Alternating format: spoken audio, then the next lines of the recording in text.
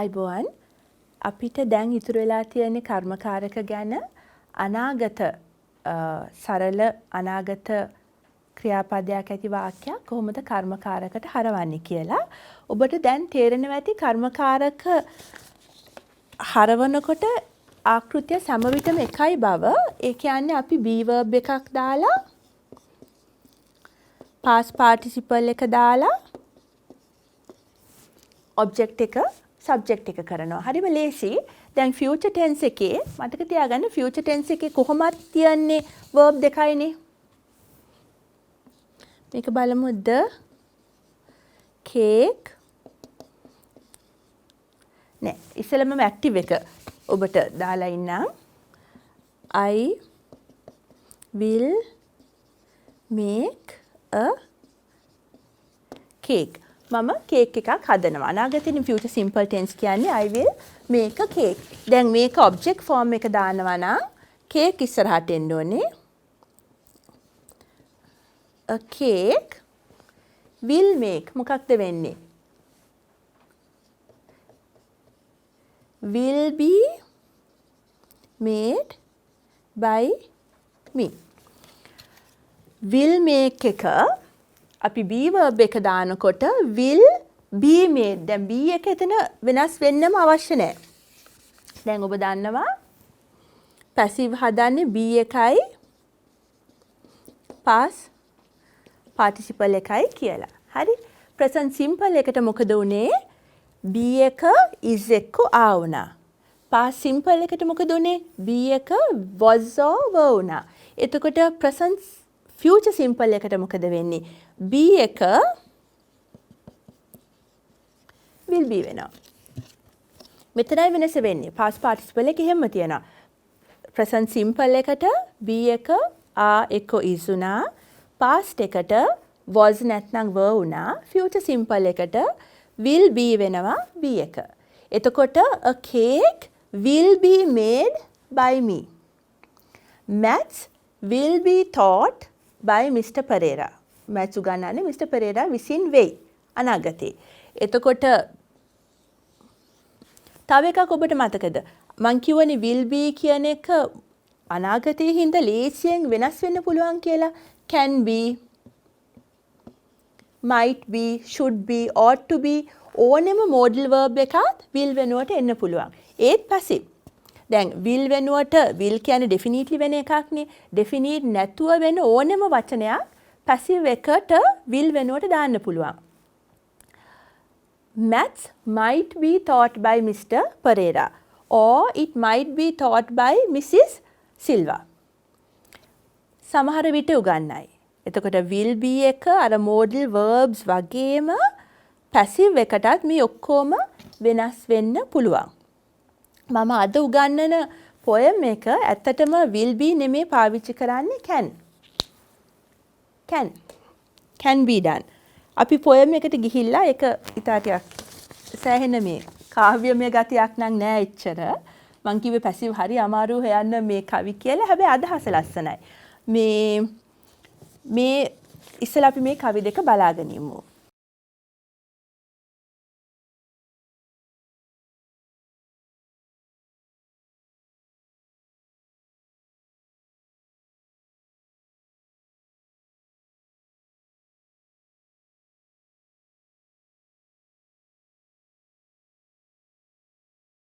දැන් මම ඉංග්‍රීසියෙන් කියවලා ඊට පස්සේ සිංහලෙන් කියවන්නම්. මේක ලිව්වේ කවුද කියලා දන්නේ නැහැ. එතකොට anonymous කියලා කියන්නේ. anon කියලා ඉස්සර කිව්වා. මේ නමක් දන්නේ නැහැ කවුද මේක ලියලා තියෙන්නේ කියලා. එච්චර ලස්සන කවියක් නෙමෙයි. හැබැයි අදහස මට හිතෙන්නේ වැදගත් විශේෂයෙන්ම තරුණ අයට කියන එක කියලා. It can be done. Man who misses all the fun is the man who says it can't be done. In solemn pride he stands aloof and greets each venture with reproof. Had he the power, he'd efface the history of the human race. We'd have no radio or motor cars, no streets lit by electric stars. No telegraph, no telephone, we'd linger in the age of stone. The world would sleep if things were run by men who say it can't be done. Sinhala එක එය කළ හැකිය. සියලුම විනෝදය අත්හැරුණු මිනිසා තමයි කියන්නේ මෙය කළ නොහැකි කියා. ගාම්භීර ආඩම්බරයෙන් ඔහු පසකට වී සිටී. සියලුම අලුත් දේ නෝක්කාඩුව පිළිගනිමින්. ඔහුට බලය තිබුණේ නම් ඔහු මුළු මිනිස් සංහතියේම ඉතිහාසය මකා දමනු ඇත. අපට ගුවන් විදුලිය හෝ මෝටර් රථ නොතිබෙන්නට තිබිණි. වීදිවල විදුලි පහන් නොතිබෙන්නට තිබිණි. ටෙලිග්‍රාෆ් හෝ දුරකථන නොතිබෙන්නට තිබිණි. අපි ගල් යුගයේ කරක් ගසමින් සිටින්නට තිබුණි. මුළු ලෝකයම නිදා ගනිමින් සිටින්නට තිබුණි. එය දිව වූයේ මිනිස්සු නම් කියන මෙය කළ නොහැකි කියා. එක ටිකක් hina යනවා මොකද සමහර අය ඇත්තටම මොකක් කරන්න කිව්වත් ඉස්සෙල්ලාම කරන එක නෙමෙයි කරන්න බැරි ඇයි කියලා අර excuses යම් හේතුවක් දෙන කාණ්ඩ ඉන්නවා ලෝකේ. ඒක මම අත්දැකීමෙන් දන්න දෙයක්. මොන ප්‍රශ්න තිබ්බත් වැඩක් කරන්න හදන කට්ටියක් ඉන්නවා. සහ මොන වැඩක් කිව්වත් ඒක නොකරන්න හේතු කියන කට්ටියකුත් ඉන්නවා. එතකොට මේ හැමතිස්සෙම හේතුත් තියෙනවා මොකෝනේ කිසිම දෙයක් සර්ව සම්පූර්ණ වෙන්නේ නැති හින්දා. එතකොට මේ කවියෙන් කියන්නේ බැරි වෙලාවක්වත් එහෙම හැම දෙයක්ම කරන්න බෑ කියන කට්ටියට ලෝකීය බාර දීලා තිබ්බනම් අපි තාම ඉන්නේ ගල් යුගයේ කියන කවිය තමයි මේකෙන් කියවෙන්නේ. එතකොට ඔබ බලන්න එකේ මේ ටයිටල් එක it can be done. අවශ්‍ය නැහැ කවුද කියන එක. කවුද කරන්නේ කියන එක නෙමෙයි මෙතන අවශ්‍ය. ඒකෙ හින්දා දැන් උදාහරණයක් වශයෙන් මම ඒක active voice එකට හැරෙව්වොත් මම කියන්නේ I can do it කියලානේ. I can do it කියන වාක්‍ය passive වලට හරවන්නේ it එක උක්තය වෙනවා. can එක it can be done. do එක done වෙනවා. past participle එක can එක can be කරනවා අපි. මොකද මං කිව්වේ will එක will be වෙනවා වගේ can එක can be වෙනවා. එතකොට it එක උක්තය වුණා. do එක done වුණා. can එක can be වුණා. දැන් ඕනනම් I දාන්න පුළුවන්. It can be done by me, can be done by you, can be done by him, her ඕන එකක්. හැබැයි මේ කවිය කියන්නේ කවුද කරන්නේ කියලා වැදගත් නැහැ. ඒක කළ හැකි. මං කිව්වේ පැසිව් වල අපිට පුළුවන් කියලා කවුද කියන එක අයින් කරන්න. මං කියලා තිබ්බනේ ඒකින්ද තමයි scientific writing වල සමහර ඔය research papers වල විශේෂයෙන්ම විද්‍යාත්මක ඒවා කවදාකවත් කරේ කවුද කියන එක කියවෙන්නෙම නෑ වගේ. ඉතින් ගොඩාක් විට විද්‍යාත්මක ලියකියවිලි ලියන්නේ passive voice එකෙන්. මොකද කවුද කියන එක අවශ්‍ය නැති හින්දා. විශේෂයෙන්ම science වගේ, medicine වගේ විද්‍යාව සහ මේ වෛද්‍ය විද්‍යාව වගේ ලේඛනවල එන්නේ ගොඩක් විට කර්මකාරක වාක්‍ය. කවුද කියන එක අවශ්‍ය නැහැ. So I can do it කියන එක it can be done by me. මෙතන my by me කවුරුණත් අයින් කළා මේ කවිය පටන් ගත්ත it can be done කියලා. ඒ මුළු poem එකේම තියන්නේ කරන්න බෑ කියන මිනිස්සෙක් ගැන. එතකොට negative මොකද්ද? It cannot be done. cannot එක අපිට එකතු කරන්න පුළුවන් නේ. can't කියලා it can't be done කියන එක තමයි මේ කවිය එන්නේ. cannot be done, it can't be done, shouldn't be done, oughtn't be done. ඔය වගේ ඕනේ මොඩල් එකක් will not be done, won't be done. will not be done කියන passive එක එකතු වුණොත් won't be. will not එකතු වුණොත් won't වගේ මෙහෙම එන්න පුළුවන්. එතකොට මේ කවිය ඔක්කොම ආවේ කරන්න බෑ කියලා කියන මිනිහෙක්ට පොඩ්ඩක් සමච්චලයට ලක් කරනවා. මේ වගේ අයට අපි දුන්නා නම් ලෝකයේ දුවවන්න බලය දුන්නා නම් කිසිම දෙයක් විදුලිය සහ ටෙලිෆෝන් සහ කාර් වගේ කිසිම දෙයක් එන්නේ නැහැ. මොකද ඒගොල්ලෝ ඉස්සෙල්ලාම කියන්නේ ඇයි මේක කරන්න බැරි වෙන්නේ කියලා. ඒ වගේ අයට පොඩි සමච්චලයක් මේ කවියේ තියෙනවා. එතකොට නැවත මම මේ will be done කියන future tense එක modal verb වලින් පෙන්නුවේ කවිය ප්‍රශ්න අහන්නේ කොහොමද කියන එකෙන් අපි ඉවර කරමු. It can be done. modal verbs උත් මතකනේ පයින්න පුළුවන්.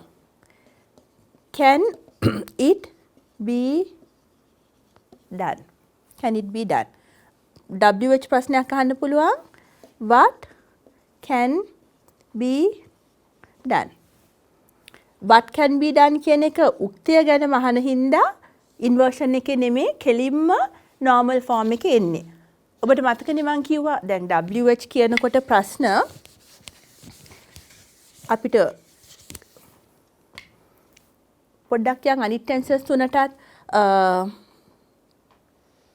මම ඔයාලට ගියසරේ කිව්වා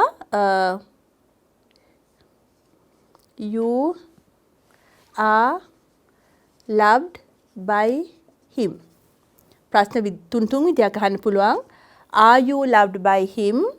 Who are you loved by? Who are you loved by him?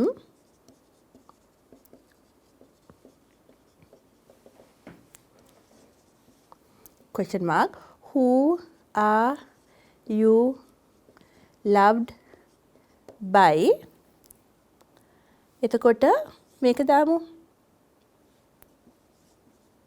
Who is loved by him? තුන් විදිහක්. You are loved by him. Are you loved by him? Who are you loved by? Who is loved by him? Who එක වචන හින්දා උක්තය ගැන අහනවා නම් he loves you කියන එක who is loved by him කියලා වෙනස් කරන්න පුළුවන්. මේකේ past tense එක you were loved by him. Were you loved by him? Who were you loved by? Who was loved by him? Future tense එක you will be loved by him. Will you be loved by him? Who will you be loved by? Who will be loved by him? ඒ වගේ ඒක අර මං කිව්වේ මේ maths වගේ උගන්නන එකේ actually ඇත්තටම පළකුත් නෑ. ඔබ ඒක මැත්ස් වගේ ඉගෙන ගත්තට කරුණාකරලා වාක්‍යවල ලියලා කවිවල දැකලා මේ වගේ පුළුවන් නම් ප්‍රශ්න අහලා passive voice question form එකකින් ප්‍රශ්නයක් අහලා තමන්ගේ අතුලාන්තයට ගන්න බලන්න. මම දැන් edit කරන අර ඒ බාය එක අයින් කරලා තියෙන හින්දා ඕනනම් මම පැහැදිලිව මේකෙත් ලියන්නම්. future tense එක මම past simple උගන්නපු හින්දා you will be loved by him. You will be loved by him කියන passive එක හැදෙන්නේ he will love you කියන active form එක passive කරන්නේ you will be loved by him. Yes no එක හැදෙන්නේ will you be loved by him? Yes no question එක passive. Will you be loved by him? WH දෙතැනක අහන්න පුළුවන්නේ. Who මෙතන මේක ගැන අහනවා ප්‍රශ්නයක්. Who will be loved by him? කෙලිම උක්තිය ගැන අහන හින්දා එතෙන්ට දාන්නේ WH එක. Who will be loved by him? ඔබට ආදරය කරන්නේ කවුද කියලා මෙතෙන්ට ඇහුවොත් who will you inversion එකට දාන්නේ who will you be loved by? Who will you be loved by? මේ තුන විදිහටම present simple කරන්නත් පුළුවන්, past simple කරන්නත් පුළුවන්. දාලා බලන්න. එතකොට අද අපි කරේ future simple passive එක. ෆියුචර් සිම්පල් පැසිව්ම තමයි මම මෝඩල් වර්බ්ස් දාලාත් පෙන්නුවේ. කරපු පොයම් එක මෝඩල් වර්බ් එකක් භාවිත කරපු පොයම් එකක්. මෝඩල් වර්බ් එකේ නෙගටිව් එක. ඒකත් එක්කම මම ඉගැන්නුවා ෆියුචර් සිම්පල් පැසිව් වල ප්‍රශ්න අහන විදි තුනත්. ඒ විදි තුනටම තමයි ප්‍රසන්ට් සිම්පල් පාස් සිම්පල් උත් ප්‍රශ්න ඇහෙන්නේ. ෆියුචර් ටෙන්ස් වෙනුවට ප්‍රසන්ට් සිම්පල් එක්ක පාස් සිම්පල් දාන අර බී වර්බ් එකේ තැනට. එච්චරයි. සති දෙකකට කලින් මම කියපු දේ නැවත කියන්නම්. මේක මැත්ස් වගේ ඉගෙන ගන්න එක ඇත්තටම එච්චර පළක් නෑ. පුළුවන් තරම් නැවත ඒක යොදාගෙන කොන්ටෙක්ස්ට් එක තුල සන්දර්භය තුල ඉගෙන ගන්න බලන්න. පුළුවන් නම් භාවිත කරන්න. තව පුළුවන් දේ කියවලා මේකත් එක්ක ගනුදෙනු කරාම තමයි මේක හරියට ඔළුවට යන්නේ. බොහොම ස්තුතියි.